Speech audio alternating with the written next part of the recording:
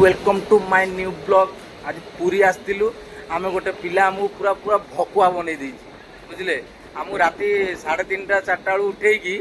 आमको नहीं आइला कहला चलो ट्रेन ट्रेन फेल हो किंतु आमको यही दिन माने 4 4.5 घंटा ऐसा अपेक्षा करिया पड़ो बुझे ट्रेन चढ़ी पारे कौ ट्रेन थी कहीदेल टे आज्ञा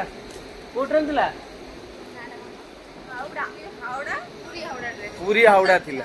बुझले कि तो पूरा एसी बोगी सब आसिक देखला एसी बोगी देख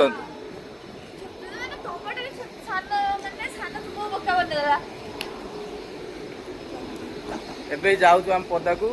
आउटे जलिया फलिया टे करूँ तापर आउ किणा किणी अच्छी करदे एकात्र आसबू आ